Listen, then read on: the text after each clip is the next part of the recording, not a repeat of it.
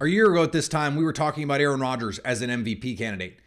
This year, not even a Pro Bowl caliber player. We go through our big season awards with our pal and America's guest, Jason Hirschhorn. We catch up on the defense of our PFWA ballots. We continue our two-part series on the best players in the league this year. It all starts right now. You are Locked On Packers, your daily Green Bay Packers podcast. Part of the Locked On Podcast Network, your team every day.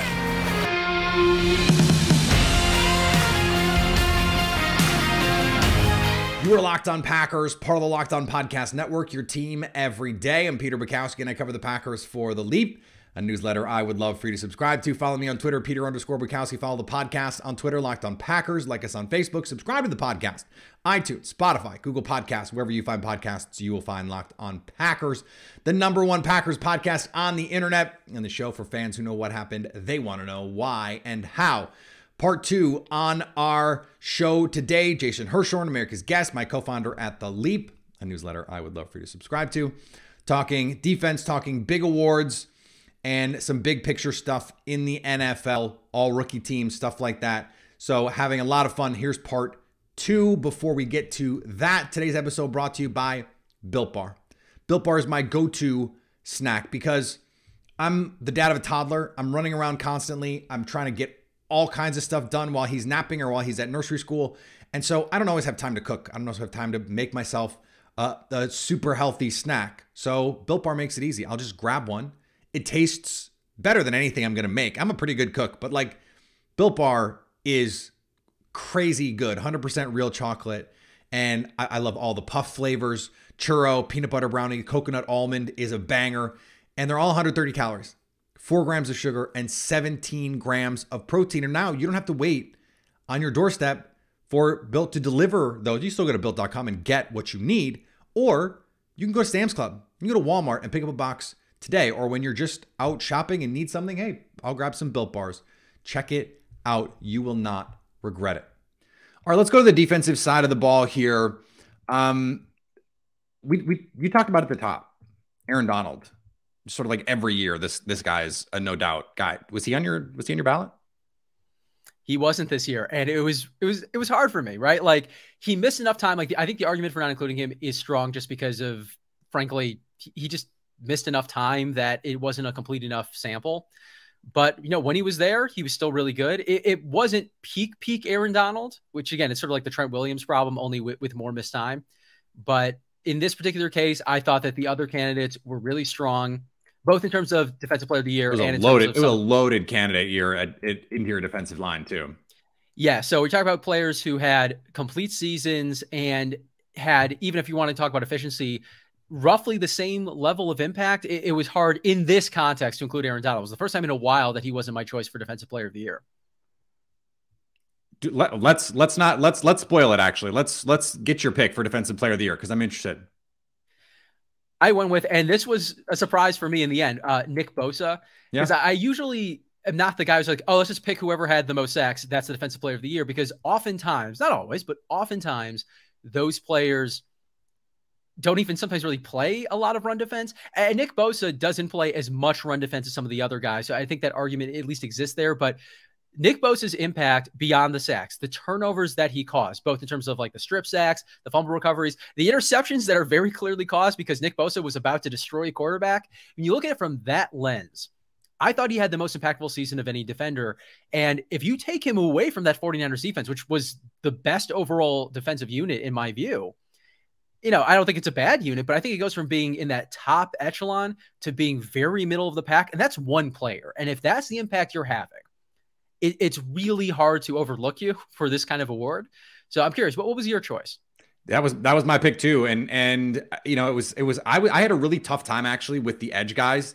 Myles Garrett and Nick Bosa were my top 2 edge guys, but like I struggled. Like, okay, that second guy am I rewarding Micah Parsons for the incredible versatility that he had? Max Crosby never comes off the field. I think he played like 1,000 snaps this year. So that was really hard to try and separate. Okay, what is the value here versus this guy versus the impact that they have I think the on-off thing with Nick Bosa is what really sends it home. Plus, it's the best defense. Like they were, and I think the more I thought about it, I was like, the only defense in the league I trust is San Francisco.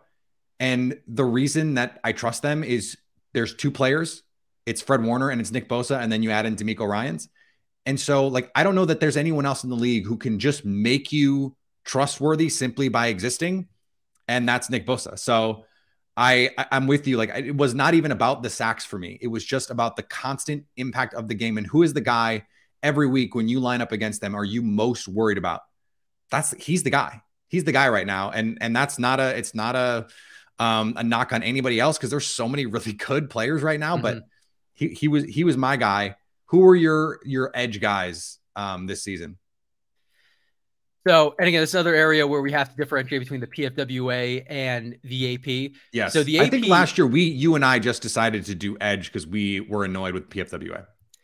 Yeah, because the AP does edge defender and interior defensive lineman, which I think is a better way of doing it in the modern NFL. The PFWA, at least for now, is still doing defensive end, defensive tackle, and then outside linebacker with no real clarification as to whether like a 3-4 outside linebacker is a defensive end or not. Right. So in reality, this means that like we get to shove a lot more pass rushers into this conversation between the two. So between defensive end and outside linebacker, I included Nick Bosa, Myles Garrett, and Micah Parsons, because Micah Parsons is technically a linebacker for the Cowboys, even though for the most part his impact is commensurate with those defensive ends we just discussed.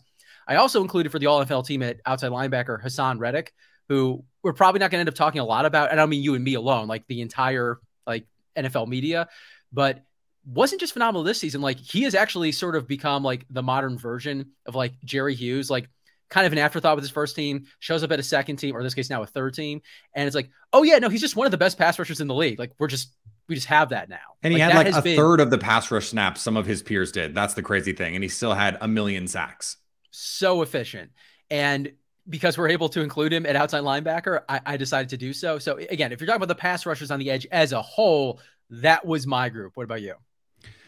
Well, so it's interesting because it just sort of broke out like that. It worked out that way to have Nick Bosa, because, you know, Nick Bosa, he's an end. Myles Garrett is an end. And Micah Parsons is an outside linebacker. And so you get to have that. Like I had 4 edge players that I was just like, those 4 guys with Max Crosby, Myles Garrett, Nick Bosa, Micah Parsons. I was just like, it's sort of them and everyone else. And I'll figure out where to slot them because I'm annoyed with PFWA. So that was how I thought about it. My first 2 defensive ends were Myles Garrett and Nick Bosa.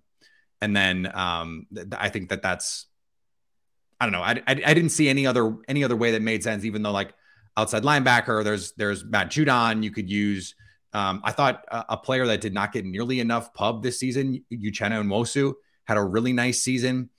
And it was a guy that I think you and I both going back to the draft liked coming out, and all of a sudden, you know, gets an opportunity to play in Seattle and was the only guy really on that team that could rush the passer with any sort of consistency. So I just realized we didn't ever do interior defenders. I had Chris Jones and Quinnen Williams. Who was your interior guys? Same group. Those 2 were phenomenal. Chris Jones getting to play the full season along the interior again was back to being like all caps Chris Jones. Quinnen Williams really broke out this year. I don't know about you. I don't think this is like a blip on the radar. Like I think this is the real Quinnen Williams. Yeah. And he is going to. I was going to ask you if you thought my pick was biased toward the Packers Jets game. So I'm glad that you felt the same way. Oh, no, on a per down standpoint, because remember, he's not rushing the passer because of his position all the time. And the pass rushing numbers are phenomenal. And the run defense is also phenomenal. I mean, he's the linchpin of that entire defensive front. They do have other guys there, like Franklin Myers is a player that most people don't know, but really does have a significant impact. But it's all about Quinnen Williams on that defensive front. Like he is the Jenga piece for that defense, the way that Nick Bosa is for the 49ers. Obviously not an overall as good unit, but Quinnen Williams is more or less as good as anybody along the interior, or at least he was this year. Yeah, I like, there were some trade Quinnen Williams when he was, unhappy with the team a year or 2 ago. And there was a lot of like, hey, the Packers should consider trading Quinnen Williams.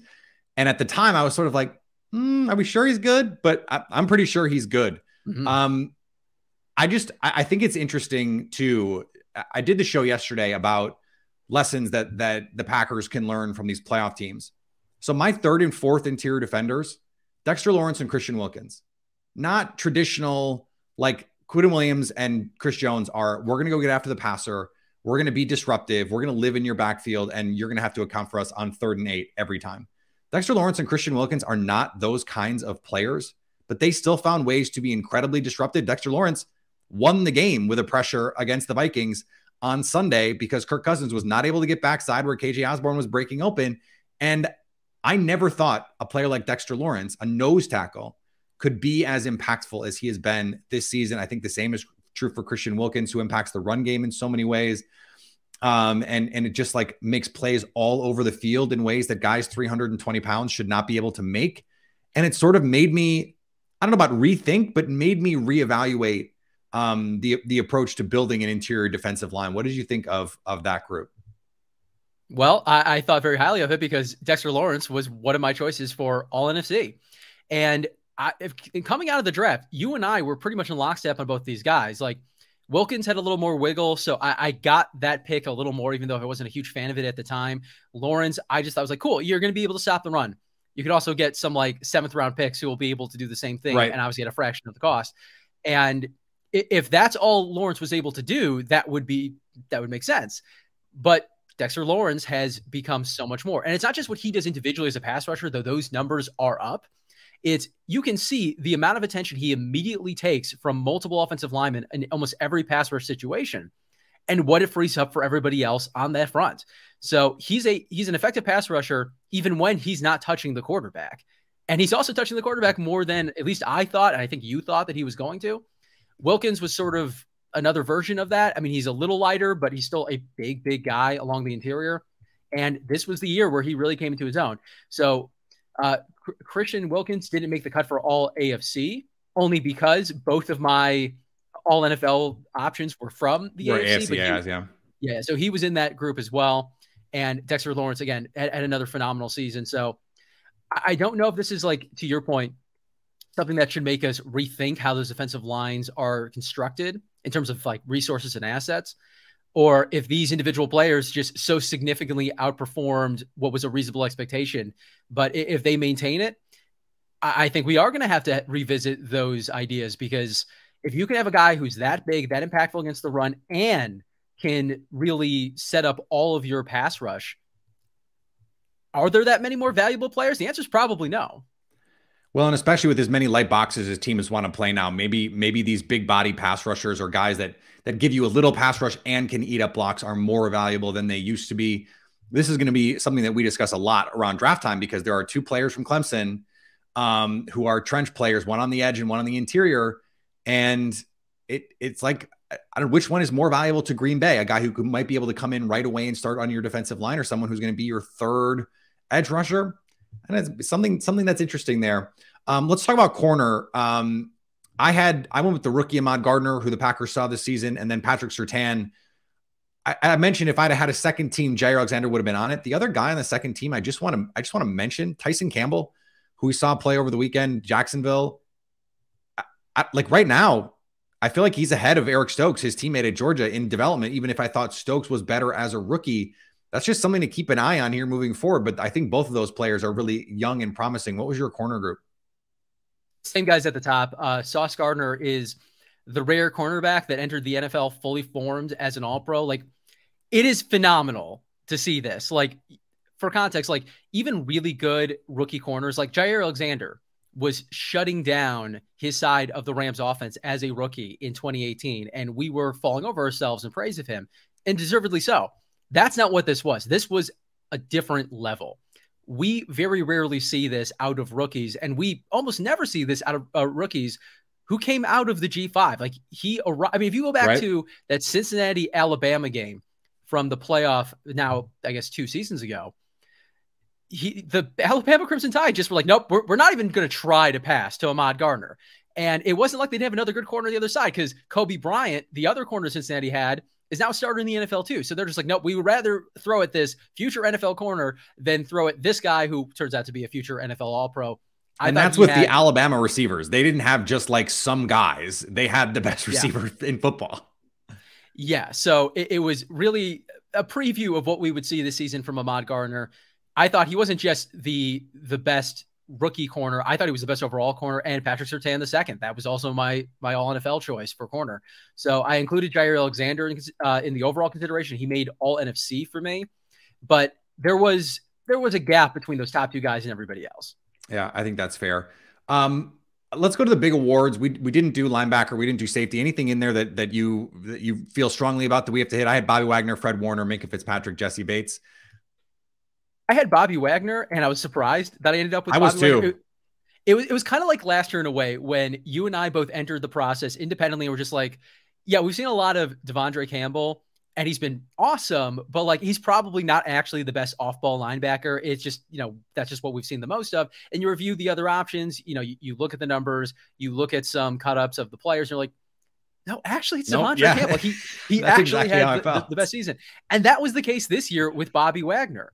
Like, the problem with Wagner in Seattle, the problem, again, he was still an effective player throughout his Seattle career, was speaking of future Hall of Famers, that guy. Yeah, exactly. The coverage numbers for him at the end had fallen off. Like, that was what made Bobby Wagner so special, is that he could do all those things against the run. He could be an effective pass rusher, and he could take your slot receivers and your tight ends down the seam effectively.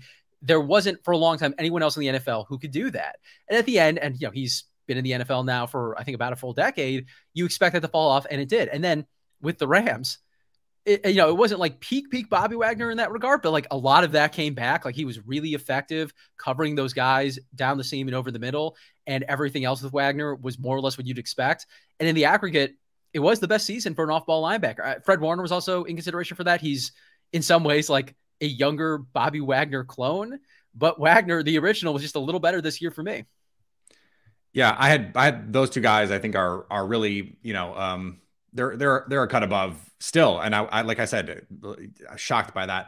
All right, let's do the big awards, kind of rapid fire here as we finish up, because we always run long when we do this. Jason, who is your MVP?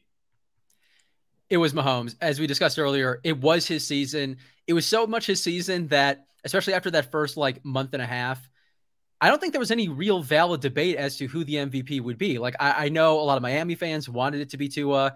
A lot of Philly fans wanted it to be Jalen Hurts.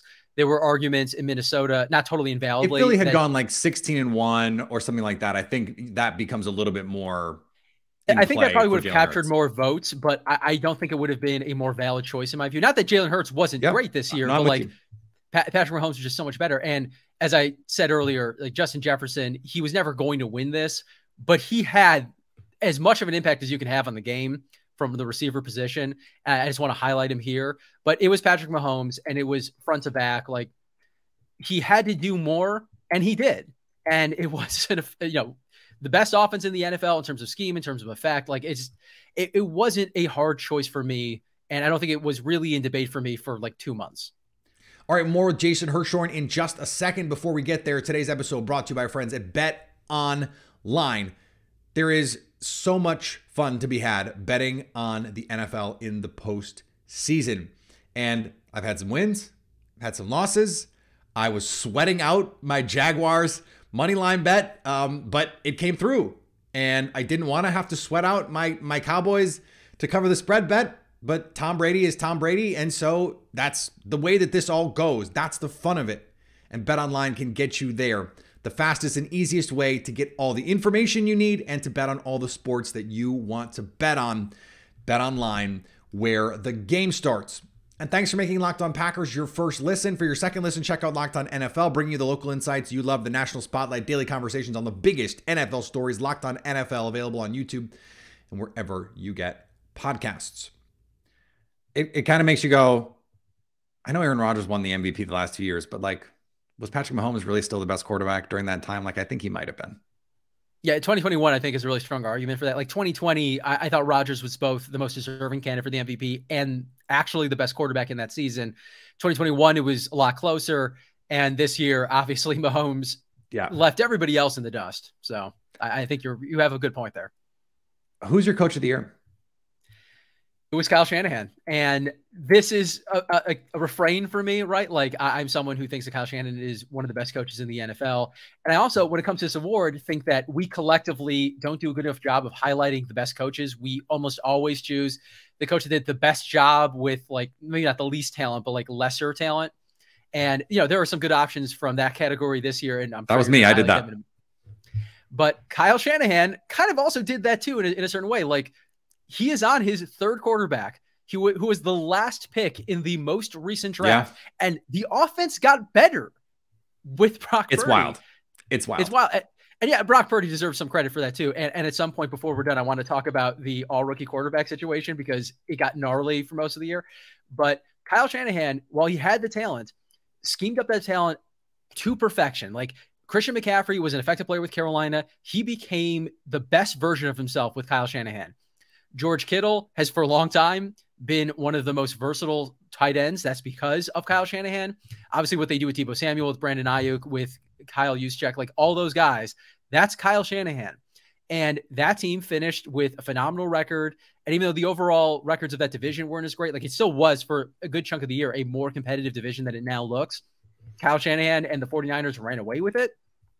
Like, at a certain point, I don't think you can ignore this. Like, he put together, if not his best coaching job, damn close. And for me, he was not like the slam dunk, there's no other candidate worthy consideration choice, but for me, he was a pretty confident choice. Okay, I get it. And I'm finding that I have a hard time to rebut it. But I'll say this. The Giants won 9 games with Daniel Jones at quarterback. And speaking of you and me playing, they're playing you and me at receiver. Like Richie James and Darius Slayton and Daniel Bellinger. I was joking with some other media people. Like, if you asked me in whatever it was, week 5 or week 6 or whenever the Packers played the Giants, who the Giants tight end was, I would have said, well, it used to be Evan Ingram. Now I'm not sure who it is. Like, that's who they were playing in their skill group. Sure. Look, it's a fair argument. Like, and they the were great. Giants, other than at running back and at left tackle, have no like plus players on that offense. Like, Daniel Jones had by far his best season, but I do think we collectively are sort of overstating how good he was. Like, they kind of Jimmy Garoppolo'd him, only he also has the mobility. Like, he finished the season with, I think it was 15 touchdowns. And again, like, he was efficient and he was doing what they asked him to do. And that's a credit to the coaching staff for knowing what they should ask Daniel Jones to do. But like, he's not Daniel Dimes. He's like maybe Daniel Nichols. Like, that's the quarterback. So, like, Daboll was worthy of consideration here. He was also on my short list. And if, the 49ers hadn't done what they did, I think he would have been the choice for me. I just thought that what Kyle Shanahan did with, again, it's not just that he's on his number 3 quarterback. His starter at the beginning of the year went down after, what was it, like 2 weeks? Like they built the entire offense around this very singular talent, had to pivot back to Jimmy Garoppolo, who they originally wanted to trade. And they were able to do that. And then they, as we discussed earlier, they integrated Christian McCaffrey, almost immediately became one of the most dynamic weapons in the league. And then they had to pivot again to a 7th round rookie from Iowa State. I literally Mr. Relevant. Part of what I'm dinging Kyle Shanahan for here, and it's probably not fair, is the infrastructure there was in place. Now, infrastructure he created because he's Kyle Shanahan and it's been there and they've been winning there. And D'Amico Ryans is the DC and they've got the best group of skill guys in the league. But Brian Daboll had to create it, and he had to create it this year. And so I think going from Joe Judge and that nonsense and Dave Gettleman and that nonsense and turning that around so quickly, it was why I thought Matt LaFleur had such a compelling case post McCarthy, because that had gotten so toxic that for you to have to totally rebuild that thing is, I think, harder. At the same time, I do see the other side of this with Kyle Shanahan. Like, no, the reason it was so easy this year is because they've done a really great job over the last 5 years of building it so that they could make this work and you could just put a button pushing quarterback in there and go win games. So I get it. It is an interesting conversation. Any final thoughts here on these awards or anything else that you want to mention before we get out of here as we run way long? Yeah. What were your choices for executive of the year and assistant coach of the year? So my executive of the year was John Lynch. And he has won this award in the past and I've been annoyed. I feel like I finally come to the point where I'm like, okay, like some of these guys, to get someone like Talanoa Hufanga in the 5th round, Dre Greenlaw in the 5th round. Like, I know it's not all this season, but then you make the Christian McCaffrey trade and you made the case for CMC, right? That fundamentally changed what they've been able to be offensively. And doesn't he deserve some credit? I know they passed on him, 6 times, but he has to get credit for Brock Purdy. Brock Purdy is on this roster because he took him. That is the answer to me. I think there were some other deserving candidates, but that was where I landed. It hurt me a little bit to land there because I've sort of been like, are we sure John Lynch is good? And yes, the answer is John Lynch is good. Yeah, for me, it was Howie Roseman. But when it comes to Lynch, part of the reason I have trouble giving him credit, and it's some of the same reasons that you just described, is I don't know how much of this is him, how much of this is Kyle Shanahan, right? Like, Shanahan is very much at the top of that org chart, regardless of what is official. So I'm not saying that means that Lynch deserves no credit, but also, like, Shanahan has a hand in those personnel choices. Yeah. And with Roseman, like, this was probably the most complete team, and it involved a lot of additions. And also, by the way, the Eagles are going to have a top 10 pick because they just looked at the Saints and said, oh, you think that you're going to be good? Well, we know that's not true. And Roseman set them up in such a way where if Jalen Hurts ended up having a really good season, then they just had a really good quarterback. If he didn't, they had the avenue with the extra draft pick to go get the guy in the upcoming draft. And now they're going to be able to add probably a top defender. They might be able to add another offensive lineman. Like, they're going to be able to draft a hugely day one impactful player, at least one that's potentially impactful on day one, because Howie Roseman saw the chessboard and took advantage of it. So I thought that he was a pretty strong choice. I saw other people make an argument for John Schneider because of how the Russell Wilson trade worked out and how Geno Smith played this year and sort of like that exchange. I actually found that compelling, but I found Roseman. And their draft. They had an incredible draft. Oh yeah. Like, pretty much every member of that rookie class ended up becoming at least a capable starter right away, or more or less right away. So I thought that was compelling. And then for assistant coach, and this will just continue the 49ers theme here, I went with DeMeco Ryans. I suspect that was your choice as well. Not my choice. Oh, okay. So make the case for DeMeco Ryans, and then I'll blow your mind here in a second. So if you watch the 49ers defense, and this was true last year as well, but if you by the way, I love DeMeco Ryans. He should be a head coach yesterday, but go ahead. Yeah, well, we're about to talk about that in a certain way. So if you just saw the 49ers defense and you knew who the players were, you saw what they were scheming, what they were calling, and you just had no idea who was the defensive coordinator, who was the play caller, you'd assume this was like a 25-year coaching veteran. Like, the little nuances, the way he sort of tweaks those coverages, you would have assumed this is a guy who's been doing this for the better part of his adult life. DeMeco Ryans has not been a coach in any capacity for a full decade. That is how ahead of the curve he is. Like, DeMeco Ryans, to what you just said, is ready to be a head coach. I never know if any of these guys are going to be head coaches just because the market can be so unpredictable. But I feel like if he's not a head coach in 2023, it's because he didn't like the options available to him, not because he didn't have suitors from the teams with head coaching vacancies. I look at it all together, and there's a lot of credit, as I just gave, to Kyle Shanahan and that infrastructure. DeMeco Ryans took what was already a good defense, and I think actually with the same players improved upon it, like at least a little bit. Like, Robert Saleh was a really good defensive coordinator for them. I think Ryans is like a little bit better. And again, Ryans has so much less experience at this point. Like, imagine what he will be 5 years from now, whether it's, a head coach of one of these vacant teams or a head coach of a different team or whatever. Like, he is so far advanced of the coaching curve that we're looking at a guy that, if things go well for him, could be one of just the best coaches, period, in a short amount of time. Okay. All of that is true. I will counter with Nick Bosa, Fred Warner, Hufanga, like all those guys. Like, he's got incredible pieces there as well. Eric Armstead, like the forgotten guy, even he's really good. Sure. I'm with Ben Johnson. Okay. I didn't consider him so seriously in the end because I thought that offense, while at its peak, was just phenomenal considering the actual things available to them. I thought that it kind of faded a little bit down the stretch. And again, part of that is they didn't have the best options overall. Like, the offensive line was good. But this is sort of this is why they were fifth in DVOA with Jared Goff. Here are the quarterbacks on the teams ahead of the Lions: Joe Burrow, Jalen Hurts, Josh Allen, Patrick Mahomes. They were sixth in EPA per play. And it's that same group of teams plus Kyle Shanahan and Brock Purdy.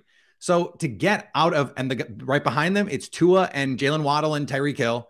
It's Trevor Lawrence right behind him. So it's like what they were able to do with Jared Goff at quarterback to make him not just passable, but good is remarkable. I loved so much of what they did schematically. I thought it was a great use of their personnel. Amon St. Brown had his best season. They were able to scheme guys open, the fourth down calls. I just thought with the talent that he had to make this an elite offense with the talent that they had was pretty incredible. Oh, it was. I don't think that is unfair at all. Ben Johnson, sort of like DeMeco Ryans in a certain sense, like we don't know for sure he's going to be head coach, but we expect him to have that option, which could be a problem for the Detroit Lions because they went from having the combination of Anthony Lynn and Dan Campbell himself as the play caller for most of 2021 to having Ben Johnson as the play caller for all of 2022. Maybe he finds his equivalent of Arthur Smith the way that like Mike Vrabel did with the Titans, but that's really, really hard to do. Like Ben Johnson is due a significant amount of credit for the Lions' success this year. And there's a good chance that they pay the price for it by him getting a head coaching job somewhere else.